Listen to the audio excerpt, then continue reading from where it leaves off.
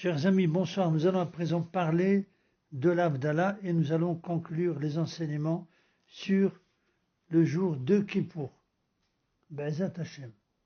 Tout d'abord, l'Havdalah, à la sortie de Kippour, ne comprend jamais la bénédiction sur les plantes ou feuilles odorantes, Bessamim, même si Kippour tombe le jour du Shabbat. Une femme dont le mari tarde à rentrer de la synagogue peut elle-même faire l'Havdalah et goûter le jus de raisin, après quoi elle peut manger. S'il se présente à elle une bougie ou une veilleuse à huile qui brûle depuis la veille, donc avant Kippour, elle devra aussi faire la bénédiction Boré Meoré Haesh comme tous les samedis soirs. Dans le cas contraire, elle ne fera pas la bénédiction sur la bougie.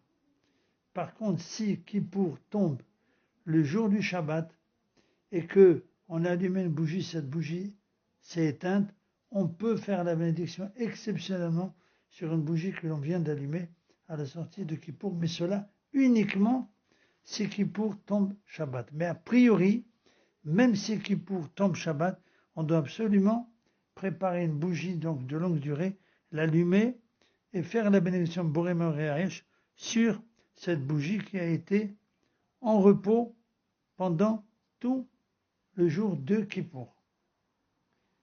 Il faut souligner aussi que si on ne désire pas consommer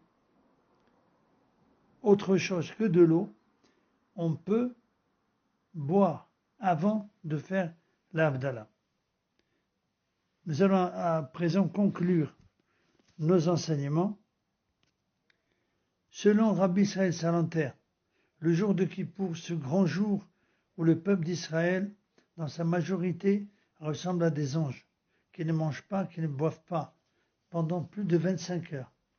Et le Talmud dit à ce propos qu'il n'y a pas de fête aussi joyeuse que la fête du jour de Kippour. Nous n'avons rien de mieux que le jour de Kippour.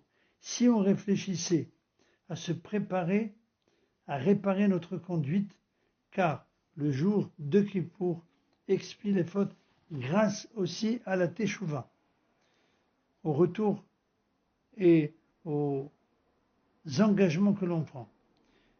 Même si on arrive à prendre un engagement, aussi petit soit-il, pour l'avenir, ceci va nous rehausser le jour de Kippour, va nous donner l'espoir de sortir du jour de Kippour lavé de toutes nos fautes.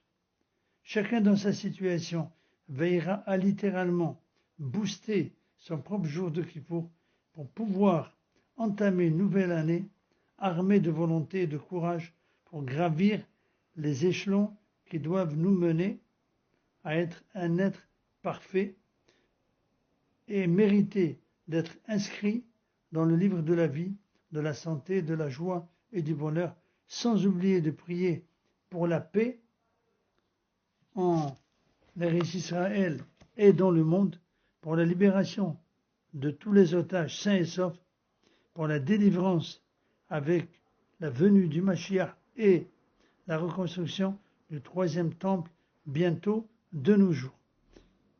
Je vous souhaite de passer un très bon jour de Kippour avec des résolutions faciles à tenir, mais qui ont une grande importance pour notre futur radieux.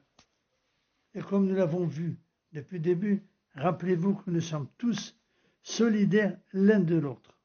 Et nos sages disent que si tout le peuple d'Israël respectait le Shabbat, deux Shabbats, c'est-à-dire de suite, c'est-à-dire un après l'autre, le Mashiach serait obligé de venir.